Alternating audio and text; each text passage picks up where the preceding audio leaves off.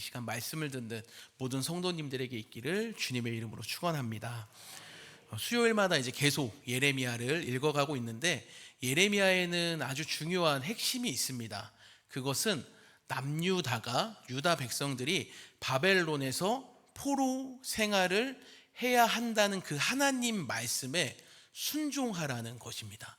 이게 굉장히 중요합니다. 바벨론에 가서 포로 생활을 하는 게 하나님의 뜻이고 하나님의 뜻에 순종하는 것이라는 거예요. 그러니까 바꾸어 말하자면 바벨론에 포로 생활을 해야 하는, 바벨론에 끌려가 포로 생활을 해야 된다는 그 하나님의 심판을 유다가 거부하는 것이 아니라 받아들여야 한다라는 거예요. 이 핵심을 자꾸 놓치면 예레미야를 읽어 나가는 내내 그냥 계속 회개하라라는 그 공허한 외침만 반복하게 되고, 그러다 보면 우리가 또 하나님을 어떻게 오해하는 거예요? 하나님은 회개만을 요구하시는 회개 중독자구나, 회개 독촉 사채업자구나 라는 그런 잘못된 오해를 우리가 계속 하게 되는 거예요. 그러니까 예레미야가 읽기가 쉽지가 않은 거죠. 물론 쉽지는 않지만 우리가 좀 바르게 이해할 필요가 있다라는 거예요. 그렇다면 남유다는 왜 바벨론에 가서 포로 생활을 해야 하는 것일까요? 그걸 한번 좀 살펴보려고 하는데, 먼저 이제 출애굽기 19장 3절에서 6절을 보시면 하나님께서 이제 이스라엘을 애굽에서 구원하셔서 시내산에서 언약을 맺으시는 내용이 나옵니다. 3절에서 6절입니다. 모세가 하나님 앞에 올라가니 여호와께서 산에서 그를 불러 말씀하시되, 너는 이같이 야곱의 집에 말하고 이스라엘 자손들에게 말하라. 내가 애굽 사람에게 어떻게 행하였음과 내가 어떻게 독수리 날개로 너희를 업어 내게로 인도하였음을 너희가 보았느니라. 세계가 다 내게 속하였나니 너희가 내 말을 잘 듣고 내 언약을 지키면 너희는 모든 민족 중에서 내 소유가 되겠고 너희가 내게 대하여 제사장 나라가 되며 거룩한 백성이 되리라 라고 말씀을 하고 있어요. 하나님이 이스라엘을 애굽에서 구원하셔서 하나님의 소유로 삼아 주셨대요. 하나님의 소유라는 것은 말 그대로 이제 이스라엘이 하나님의 것이라는 뜻으로 이스라엘을 어느 곳에 가든지 간에 광야에서도 이방 나라에 가서도 하나님이 언제나 지키시고 보호하신다라는 뜻이에요. 그러니까 하나님 앞으로 이스라엘을 다 돌보아 주시겠다, 소위 뒤에서 다 봐주시겠다는 뜻인 거거든요. 하나님의 것이니까 그런 거죠. 그리고 이스라엘은 이제 그러한 하나님의 말씀에 뭐 해야 되는 거예요? 너희가 내 말을 잘 들어야 한다, 순종해야 한다라는 거예요. 그러니까 이 시내산에서의 언약의 핵심은 뭐예요? 하나님은 이스라엘을 지키고 보호하시고 인도해 주신다는 것. 그 언약에 또 신실하게 이스라엘은 하나님의 말씀을 잘 듣고 순종해야 하는 거예요. 하나님은 이 언약에 신실하셨습니다. 잘 지키셨다는 거예요. 그래서 이스라엘을 약속의 땅으로 인도하시고 보호하셨습니다. 그런데 이스라엘은 어땠습니까? 신실해 보일 때도 있지만 그렇지 않을 때도 있어요. 그러니까 하나님과의 언약에 신실하지 못했다는 거예요. 언약, 약속, 계약을 지키지 않았다는 것인데, 약속을 어겼으면 이제 어떻게 해야 돼요? 약속, 언약을 위반한 것에 대해서 책임을 져야 하는 거예요. 그러니까 예를 들어서 이제 다 스마트폰, 핸드폰 있으시잖아요. 스마트폰을 구입하려고 하면은 굉장히 비용이 비쌉니다. 그러다 보니까 최신 스마트폰 얘기하는 거예요. 최신 스마트폰을 사려고 하면 그 스마트폰 비용을 다 감당하기가 조금 부담이 되니까 우리가 어떻게 해요? 통신사로부터 지원을 받는 방법이 있어요. 그거는 뭐예요? 통신사에 내가 예를 들어 24개월을 사용하겠다, 36개월을 통신사와 사용하겠다 하면서 약속, 언약을 맺는 거죠. 그렇죠? 그런데 내가 24개월을 다 쓰겠다고 통신사와 계약, 언약을 맺었어요. 약속을 했어요. 그런데 마음이 바뀌어서 이제 계약을 해지하려고 하는 거예요. 그럼 어떤 일이 일어납니까? 고객님 그동안 잘 사용해 주셔서 감사하고요, 안녕히 가세요라고 인사를 받으면 해지할 수 없는 거죠. 해보신 분들은 아실 거예요. 뭐 내야 돼요? 위약금을 내야 되는 거예요. 다 언약을 깨보셨군요. 위약금을 내야 됩니다. 저도 많이 깨봤습니다. 2번 깨봤는데, 약속을 어긴 것, 계약을 위반한 것, 언약을 지키지 않은 것에 대한 책임으로 금액을 보상해 주어야 되는 거예요. 이런 원리가 동일하게 적용이 되는 거예요. 이스라엘도 하나님과의 언약에 신실하지 못했기 때문에 이스라엘도 그에 대한 책임을 반드시 져야 하는 거예요. 여러분, 꼼수를 부려서 이 책임을 면할 수가 없는 거예요. 약속을 했으면 어떤 상황과 환경과 관계없이 반드시 약속을 지켜야 되는 거예요. 근데 이스라엘은 그렇게 신실하지 못했죠. 그러니까 하나님은 그럼에도 불구하고 끝까지 참으시면서 계속해서 인자와 자비하심이 영원하신 하나님은 선지자들을 통해서 계속 말씀하세요. 너희가 그러면 안 된다. 언약을 지켜야 된다. 돌이켜야 된다. 하나님이 너희에게 언약이 신실하셨듯이 너희도 이제는 언약이 신실해야 된다. 회개해야 된다. 돌이켜야 된다라고 선지자들을 통해서 계속 회개를 요청하시고 외쳐댔지만 이스라엘은 어떻게 반응합니까? 자기들은 잘못이 없다는 거예요. 잘 섬기고 있는데 뭐가 문제라는 거예요. 라면서 그렇게 외치는 선지자들을 가스라이팅 하는 거죠. 너희가 뭔가 잘못된 거다. 우리는 문제가 없다. 심지어 어떤 선지자에게는 너가 정말 이상한 소리를 한다며 핍박하고 가두고 폭력을 행사하기까지 하는 거죠. 그러니까 이러한 일들이 계속 반복되다가 결국 예레미야 시대에 이르러서 남유다는 이 언약을 어긴 것에 대한 책임으로 바벨론에 항복해야 되는 것이고 바벨론의 포로로 끌려가야 되는 것이고 그 바벨론에서 왕을 섬기고 바벨론에서 살아야 한다라는 그 언약에 대한 책임을 져야 된다라는 것을 예레미야를 통해서 듣게 되는 거예요. 그런데 바벨론에 끌려가 그 심판을 받아야 된다는 것을, 바벨론을 섬겨야 한다는 그 선지자를 통해 선포된 하나님 말씀을 유다 입장에서는 도저히 받아들이고 싶지가 않은 거죠. 그러니까 크게 두 가지가, 피상적인 이유 두 가지가 있는데, 첫째는 자신들이 하나님의 택함을 받은 선민의식이 너무나도 뿌리 깊게 박혀 있었기 때문에 그래요. 우리는 하나님의 선택을 받은 자들인데, 그러니까 나는 문제가 없다는 거예요. 난 항상 하나님의 택함을 받았고 하나님의 안전 가운데 있고 항상 하나님과 함께 상승을 향해서만 나아가는 자들이다라고, 그런 선민의식이 박혀있던 거죠. 그래서 자신들이 마치 개처럼 여기는 이방 민족 바벨론을 섬긴다는 것을 인정할 수가 없는 거예요. 우리가 택함 받은 자들인데. 이게 피상적인 첫 번째 이유고, 피상적인 또 두 번째 이유가 있습니다. 고대 근동에서 국가 간의 전쟁은 그 국가가 섬기는 신들의 전쟁이었어요. 다 아시다시피. 그래서 남유다와 바벨론의 싸움은 곧 누구의 싸움이기도 한 거예요. 남유다가 섬기는 여호와 하나님과 바벨론이 섬기는 신 마르둑의 싸움이었던 거예요. 그러니까 어느 신이 더 힘이 센가, 능력이 많은가에 대한 싸움이었던 거죠. 그런데 유다가 바벨론에게 패배하고 포로로 끌려가야 한다는 것은 무엇을 의미하는 거예요? 여호와 하나님이 바벨론의 신보다 약하다는 것이고, 이것은 유다 입장에서 여호와 하나님만이 분명히 온 우주를 다스리시는 분, 가장 강하신 분이라는 그 사상이 완전히 박살이 나고 깨지는 것이기 때문에 유다 입장에서는 바벨론으로 끌려갈 수가 없는 거죠. 이걸 받아들이고 수가 없는 거예요. 근데 말씀드렸지만 받아들이기 어렵다고 해서 자신들이 언약에 신실하지 못한 것에 대한 책임을 회피하고 지지 않으려고 하면 어떡합니까? 그러니까 이건 사실은 두 가지 다 그 정당해 보이는 이유이긴 하지만 아까도 말씀드렸듯이 피상적인 이유일 뿐이고, 사실은 끝없는 유다의 자기중심적인 사고 때문에 하나님의 언약을 위반했으면 반드시 책임을 져야 되는데, 약정기간에 깼으면 위약금을 내는 것처럼 하나님과의 언약에 신실하지 못했기 때문에 책임을 져야 되는데 자기들은 책임을 지고 싶지 않다는 태도로 계속 일관하고 있다라는 거예요. 그러니 나는 바벨론에 가지 않고 여기에 남아있겠다라고 말하는 거죠. 이게 오늘 본문의 얘기예요. 이거를 무화과 열매 비유로 하나님이 말씀을 하시는 거예요. 1절과 2절 오늘 본문 보시면, 바벨론의 느부갓네살 왕이 유다 왕 여호야김의 아들 여고냐와 유다 고관들과 목공들과 철공들을 예루살렘에서 바벨론으로 옮긴 후에 여호와께서 여호와의 성전 앞에 놓인 무화과 두 광주리를 내게 보이셨는데, 한 광주리에는 처음 익은 듯한 극히 좋은 무화과가 있고 한 광주리에는 나빠서 먹을 수 없는 극히 나쁜 무화과가 있더라 라고 말씀합니다. 무화과에 대한 내용이 나옵니다. 이것이 비유냐 환상이냐에 대해서 사실은 좀 신학자들의 논쟁이 있지만 환상으로 보는 것이 좋을 것 같아요. 하나님께서 성전 앞에 놓인 무화과 두 광주리를 예레미야에게 보여주십니다. 그래서 한 광주리에는 처음 익은 듯한 극히 좋은 무화과가 있고, 다른 한 광주리에는 나빠서 먹을 수 없는 극히 나쁜 무화과가 담겨 있는 거예요. 그러니까 좋은 무화과가 있고 나쁜 무화과가 있다는 것인데, 그 당시 배경에서 볼 때 보통 무화과는 8월에 수확을 합니다.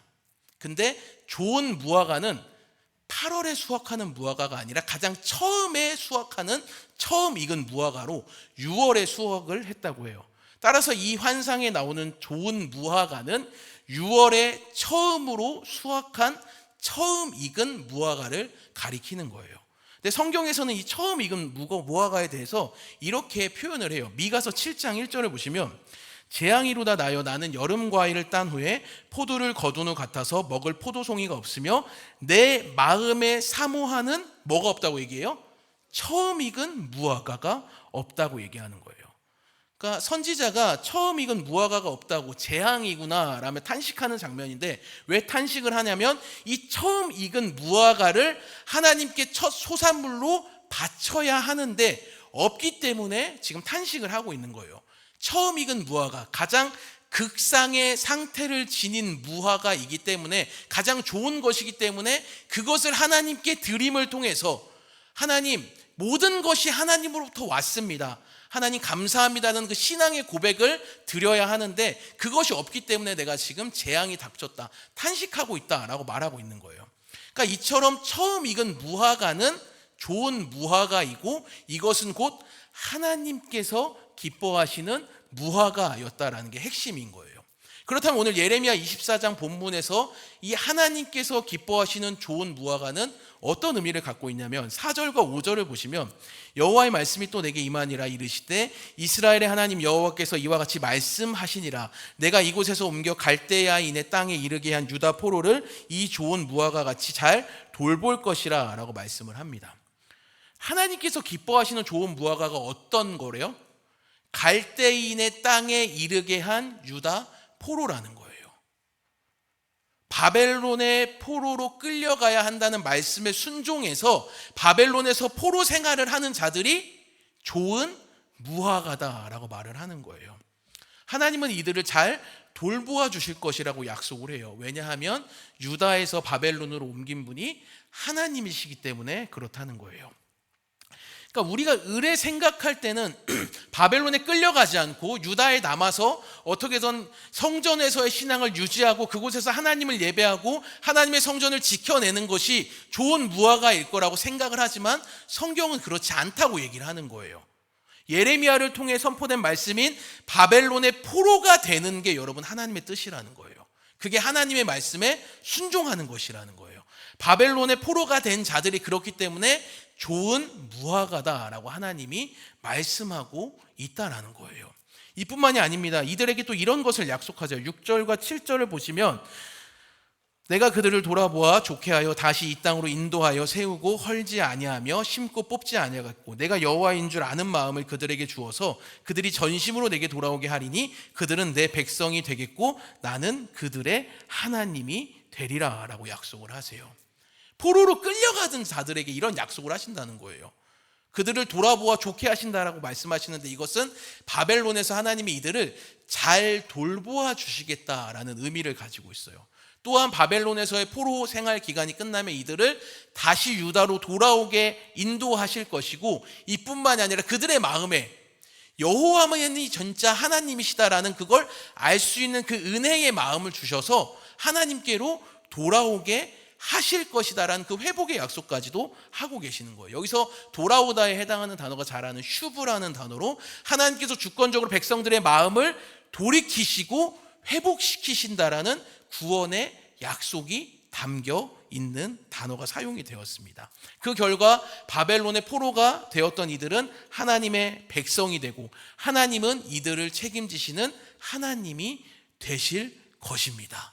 마치 신의 산에서 이스라엘과 언약을 맺으셨던 것처럼 하나님은 그들의 하나님이 되고 유다는 하나님의 백성이 된다는 그 회복의 말씀, 약속이 다시 성취가 된다라는 것을 말씀하고 있는 거예요. 그러니까 우리가 생각을 해봐야 된다라는 거예요. 그냥 눈에 보기에는 당연히 포로로 끌려가지 않고 저항하는 것, 유다에 남아 지켜내는 것이 좋은 거라고 생각하는데 하나님은 그렇게 말씀하시지 않는다라는 거예요. 그 이제 계속 한번 보도록 할게요. 그러면 나쁜 무화과는 무엇을 가리키는가? 그것은 바벨론의 포로로 끌려가기를 거부하고 유다에 남아있던 남은 자들을 가리키는 거예요. 8절은 같이 한번 읽어보겠습니다. 여호와께서 이와 같이 말씀하시니라. 내가 유다의 왕 시드기야와 그 고관들과 예루살렘의 남은 자로서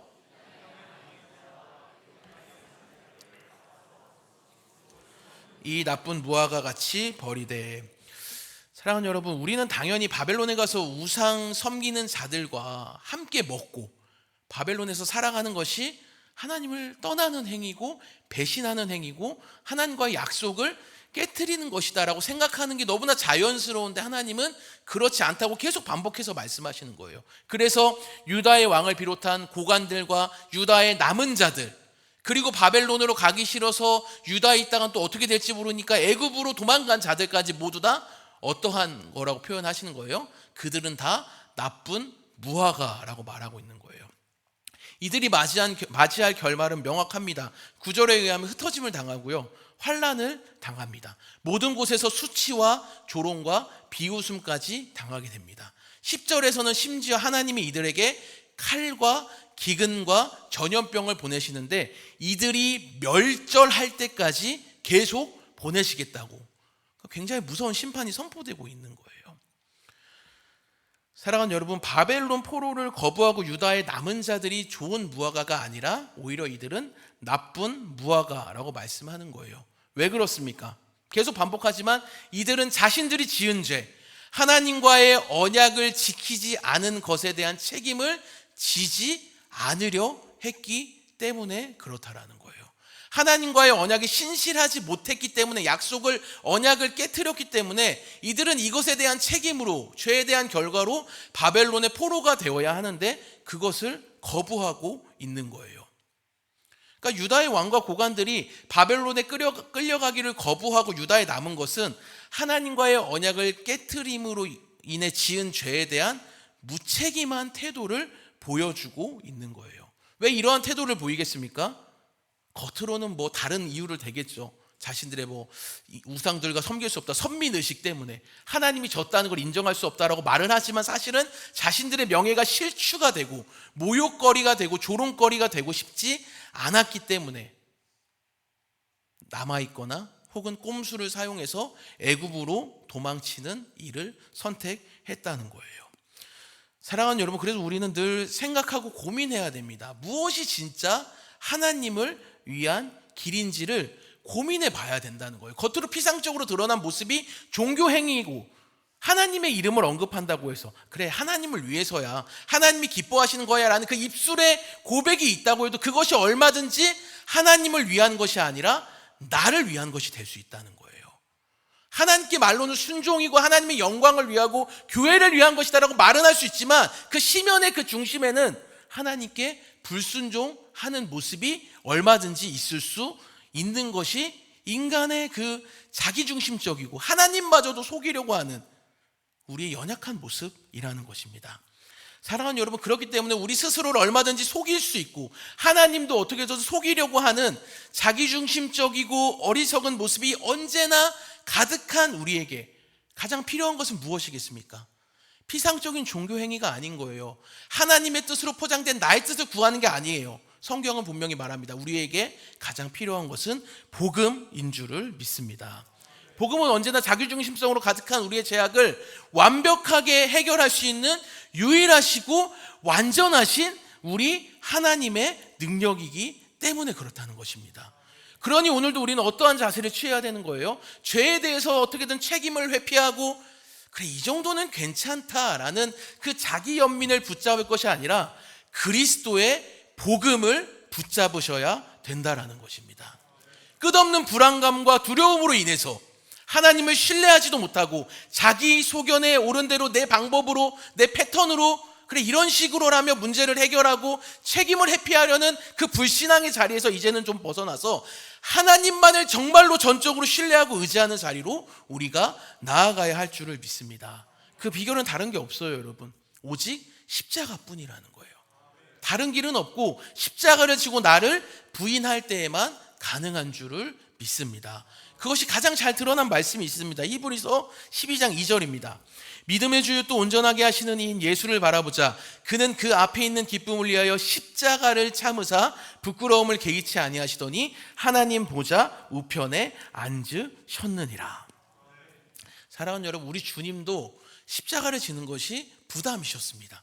그래서 겟세마네에서 이 잔을 가능하다면 옮겨달라고 기도하실 정도로 부담이 되셨어요. 근데 우리 주님에게 십자가를 지는 것은 부담만 있던 게 아니라 십자가에는 부끄러움도 있었다고 히브리서 12장 2절은 우리에게 명확히 말해줍니다. 그런데 우리 주님이 이 십자가가 부담이 되니까, 부끄러우니까 십자가를 피하셨다고 합니까? 히브리서 12장 2절은 뭐라고 얘기해요? 부끄러움을 개의치 아니하셨다라고 얘기합니다. 이 개의치 않았다는 말을 원문의 의미를 정말 직역해서 그냥 살려서 얘기하면 그럴 수도 있지라는 뜻이 담겨 있거든요. 그럴 수도 있지라고 생각하셨다는 뜻이에요. 그렇다면 참혹하고 부담이 되고 부끄러움인 십자가를 어떻게 그냥 그럴 수도 있지라고 생각하실 수 있을까요? 그 비결은 도대체 무엇일까요? 그렇게 하실 수 있는 이유에 대해 히브리서 12장 2절은 뭐라고 얘기하는 거예요? 십자가를 통과한 후에 주어지는 기쁨, 그 앞에 있는 기쁨 때문에 그렇다라는 거예요. 십자가를 통해 온 인류를 구원하셔서 모든 이들이 하나님께로 나아갈 새롭고 산 길을 우리 구주께서 여실 것을 바라보셨기 때문인 줄을 믿습니다. 이것이 말하는 것이 뭐겠어요? 십자가가 너무 어렵지만, 부담이지만, 부끄러움이지만 구원을 위해서는 반드시 십자가를 통과해야 한다라는 거예요. 십자가 없이는 구원도 없고 부활도 없기 때문에 그렇습니다. 이러한 관점에서 보자면 오늘 본문의 메시지는 명확해지는 거죠. 바벨론 포로를 유다는 반드시 통과해야만, 바벨론 포로의 기간을 지내야만, 자신들이 직접 바벨론에 끌려가 포로 생활을 하고 그곳에서 이방신을 섬기는 것에 대한 비참함을 몸으로 직접 체득해야만 유다로의 기환과 회복이 반드시 주어진다라는 거예요. 근데 유다의 왕과 종교 지도자들은 이거를 어떻게 하는 거예요? 거부하는 거예요. 십자가 지고 싶지 않다는 거예요. 십자가 없이 그냥 회복만, 구원과 영광과 부활을 맛보려고 했다라는 거예요. 그래서 하나님 말씀하시는 거예요. 너희는 나쁜 무화과다. 그걸 피한다고 더 큰 심판이 있을 거야. 칼과 기근과 전염병을 보내서 너희를 멸절할 때까지, 너희가 다 사라져버릴 때까지 내가 계속 보낼 거야 라는 그 심판의 말씀이 이어지는 거예요. 사랑하는 여러분, 하나님께서 기뻐하시는 삶을 살기를 원하십니까? 정말 그걸 원하십니까? 그럼 반드시 십자가를 통과하셔야 되는 거예요. 십자가를 통과할 때 우리는 비로소 하나님의 뜻이라 외쳤던, 하나님의 뜻으로 포장된 우리의 뜻이 다 걸러져 나가고 정말로 하나님께서 진정으로 기뻐하시는 그 순전하신 하나님의 영광스러운 뜻이 온전히 드러나기 때문인 줄을 믿습니다. 이것이 바로 진정으로 복음을 믿고 복음을 따르는 삶이기 때문에 우리는 마땅히 이 길을 걸어가야 됩니다. 십자가를 지는 것은 물론 쉬운 게 아닙니다. 세상으로부터의 수치와 모욕이 있습니다. 그러나 그렇다고 해서 그 십자가를 피하면 어떻게 되는 거예요? 하나님으로부터의 영원한 수치와 영원한 모욕과 영원한 심판이 기다리고 있는 거예요. 십자가는 참혹함과 부담과 부끄러움이 있지만 그것을 통과할 때 우리는 하나님의 영광과 회복과 부활이 있는 줄을 믿습니다. 그러니 사랑하는 여러분, 이 십자가를 지심으로 복음을 진정으로 따르는 삶이 우리에게 있기를 주님의 이름으로 간절히 소망합니다. 쉽지 않습니다. 그래서 계속 생각해야 돼요. 정말 이게 복음인가? 정말 이것이 십자가를 지는 것인가? 유다에 남는 것이 복음인가? 바벨론의 포로로 끌려가는 것이 복음인가? 이거에 대해서 우리가 끊임없이 생각해야 된다라는 거예요. 겉으로 피상적이 드러난 것이 종교적이고 그것이 굉장히 거룩해 보이는 것이라 할지라도 사실상은 하나님의 뜻이 아닌 것을 구할 수 있는 것이 우리의 연약함이기 때문에 그렇습니다. 그러니 사랑하는 여러분, 그것을 위해 우리가 기도해야 됩니다. 하나님, 생각하고 분별할 수 있는 지혜를 허락해 주시옵소서. 그래서 하나님이 정말로 기뻐하시는 그 십자가, 복음을 삼는 붙잡는 은혜가 있게 하셔서 하나님만 정말로 영광스럽게 드러나는 은혜가 나의 삶에 있게 하여 주시옵소서라고 기도하며 살아가는 은혜가 우리 모두에게 있기를 주님의 이름으로 축원합니다. 찬양하고 기도하겠습니다.